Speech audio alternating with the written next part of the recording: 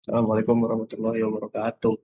Perkenalkan, nama saya Arif Manadar dengan NIM 24 111 0125. Di sini saya akan presentasikan tentang syarat-syarat pernikahan.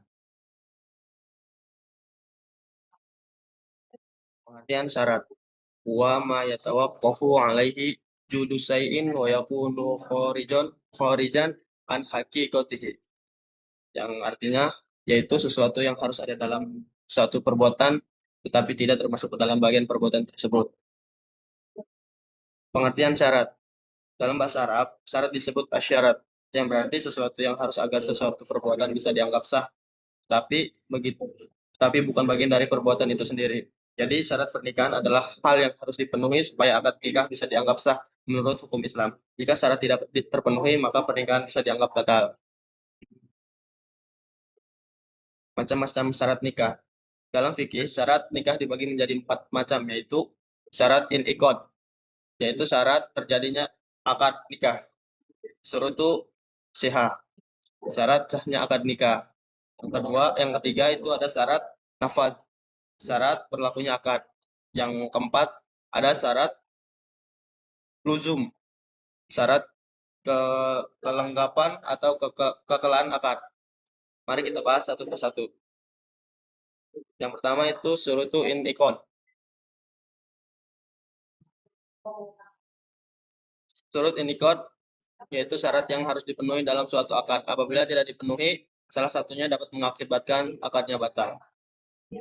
Syarat syarat ini adalah syarat agar akad nikah bisa terjadi atau diadakan. Kalau syarat ini tidak terpenuhi, akadnya batal dan tidak sah sejak awal. Dengan kata lain, syarat inqad memastikan bahwa proses akad dilakukan oleh orang yang tepat dalam situasi yang benar dan dengan ucapan yang sah. Contohnya yaitu kedua pihak harus mampu berakad, perempuan yang dinikahi harus benar-benar perempuan sejati, dan ijab kabul harus dalam satu majelis. Syarat inqad itu syarat bagi dua orang yang berakad. Syarat bagi dua orang yang berakad itu bisa disebut wali dan calon suami. Keduanya harus mampu berakad, yaitu tamyiz, artinya sudah bisa membedakan baik dan buruk. Harus saling mendengar ijab dan kabul agar terjadi kesepakatan yang jelas. Yang kedua itu syarat bagi perempuan. Syarat bagi perempuan yang dinikahi.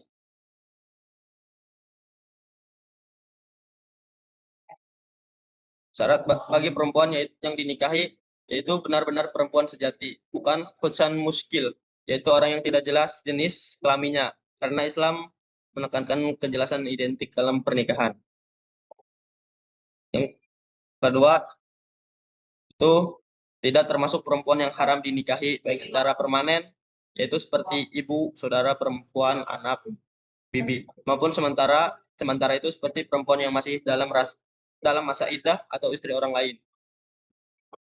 Syarat solik akad. Ucapan ijab kabul terjadi dalam suatu majelis. Sesuatu antara ijab kabul dengan ucapan maupun maksudnya. Yang ketiga, ucapan yang tuntas, yaitu tidak digantungkan ke masa depan. Yang pertama itu dilakukan dalam satu majelis, yang artinya ijab dan kabul tidak boleh terpisah jauh oleh waktu atau tempat. Yang kedua, ada kesesuaian antara ijab dan kabul, baik dari segi kalimat maupun makna. Misalnya, jika wali berkata, "Kunikahkan engkau dengan putriku," maka calon suamimu menjawab, "Aku terima nikahnya." Yang ketiga itu, ucapannya harus tegas dan pasti, tidak boleh digantungkan pada masa depan, seperti "Aku akan menikahinya besok." Karena pernikahan harus bersifat langsung, yang bisa disebut munjaz.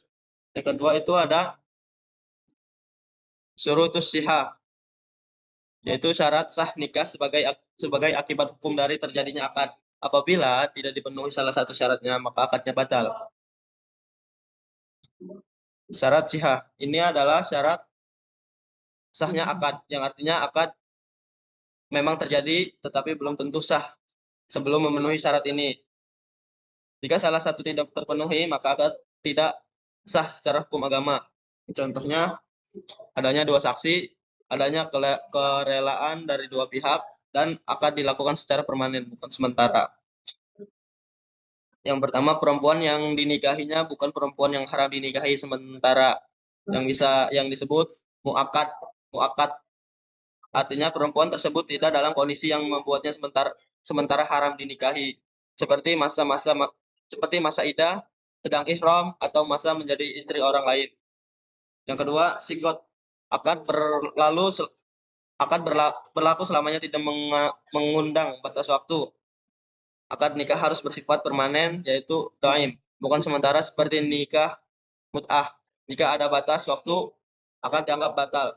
Yang ketiga itu adanya saksi. Pernikahan harus disaksikan minimal oleh 2 orang saksi laki-laki yang adil. Tanpa saksi akan tidak sah karena tidak ada bukti hukum yang menguatkan.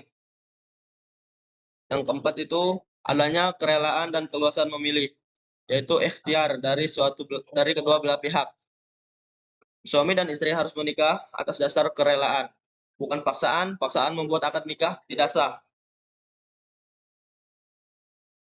Yang kelima itu adanya suami istri yang jelas, yaitu sudah ditentukan.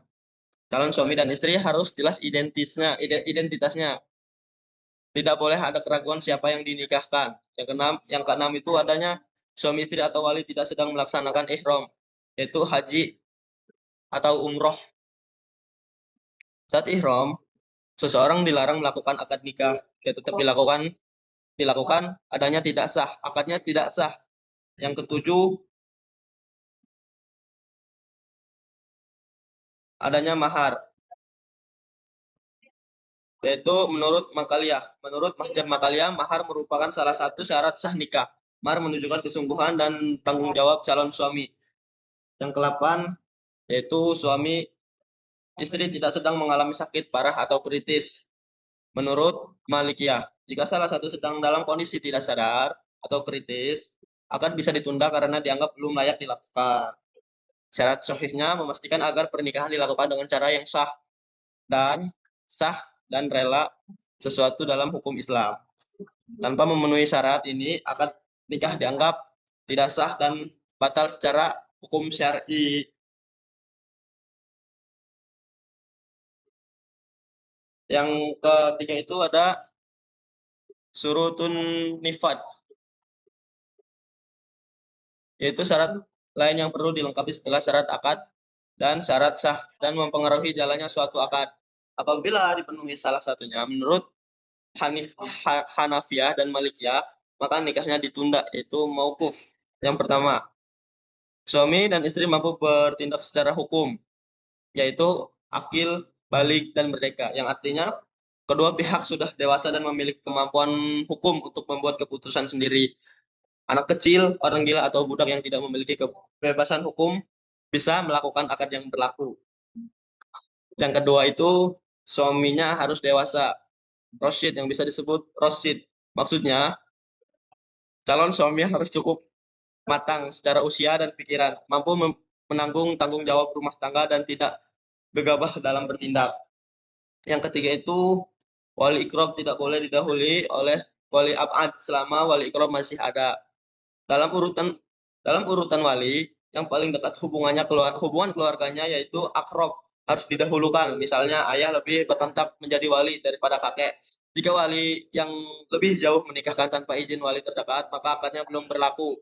Yang keempat itu apabila menggunakan wakil, maka wakil tidak boleh bertentangan dengan wakil yang diwakilinya. Yang artinya, jika tidak wali menunjukkan orang lain sebagai wakil untuk menikahkan, maka wakil tersebut harus mengikuti ketentuan dan kehendak wali. Kalau wakil bertindak di luar izin wali, akadnya belum sah berlaku. Jika salah satu syarat tidak terpenuhi, maka menurut Mahjab Hanafiyah dan Malikiyah pernikahan menjadi mauquf, yaitu ditunda pelaksanaannya sampai syaratnya lengkap. Contohnya, wali atau pihak yang berakad harus memiliki kewenangan hukum dan suami istri harus sudah balik serta berakal. Dan kata lain, syarat ini memastikan bahwa pernikahan benar-benar bisa dijalankan dan diakui secara hukum Islam maupun sosial. Yang ketiga, yang keempat itu ada syarat luzum, yaitu syarat yang diperlakukan untuk membantu kelanggengan dan kekekalan suatu akad nikah sebagai kezaliman yang berlaku. Tujuan syarat ini adalah untuk menjaga kelanggengan yang bisa disebut itu keberlanjutan dan kekekalan, yaitu keutuhan hubungan suami istri setelah akad nikah dilakukan. Jika salah satu syarat ini tidak dipenuhi, maka akad nikahnya tetap sah, tetapi dapat dibatalkan atau ditunda pelaksanaannya sampai syaratnya lengkap. Yang pertama, wali yang menikahkan tidak hilang kecakapan hukumnya. Artinya itu, wali yang menikahkan harus dalam keadaan berakal dan sadar, tidak gila atau hilang arah dan kemampuan berpikir. Jika wali kehilangan kecakapannya, maka akan bisa dibatalkan karena dianggap tidak sah secara hukum. Yang kedua itu, antara suami dan istri memenuhi unsur kafah, yaitu kesetaraan. Kafah berarti kesetaraan atau keseimbangan antara calon suami istri, baik dalam hal agama, akhlak, sosial, maupun ekonomi. Tujuannya agar tidak timbul masalah atau ketidakcocokan setelah menikah. Yang ketiga itu, apabila tidak kafah, maka disyaratkan maharnya harus mahar mitsil. Dan jika kesetaraan tidak terpenuhi, misalnya suami jauh lebih rendah statusnya dari pihak istri, maka diberikan mahar mitsil, yaitu mahar yang sepadan dengan mahar yang biasa diterima oleh perempuan sekelasnya sebagai bentuk penghormatan dan penyeimbangan. Yang keempat itu, suaminya tidak memiliki cacat seperti kelamin yang dikebiri atau impoten, sementara istri tidak mengikhlaskannya. Maksudnya, suami harus dalam keadaan sehat suami dalam keadaan sehat dan mampu memenuhi kewajiban lahir batin. Jika suami memiliki cacat yang berat membuat istri tidak ridho, maka istri berhak meminta perbatalan akad. Nah, itu. Syarat lujum ini berfungsi untuk memastikan agar pernikahan tidak hanya secara hukum, tetapi juga dapat berjalan harmonis dan bertahan lama. Dengan terpenuhinya syarat ini, pernikahan akan menjadi kokoh, seimbang, dan berlandaskan tanggung jawab kedua belah pihak. Jadi, dapat disimpulkan bahwa syarat pernikahan dalam Islam sangat penting untuk menjaga kesohihan dan kelanggengan akad nikah. Dengan memenuhi seluruh syarat ini, pernikahan akan berjalan sesuai syariat atau memiliki kekuatan hukum yang sah. Terima kasih atas perhatiannya. Wassalamualaikum warahmatullahi wabarakatuh.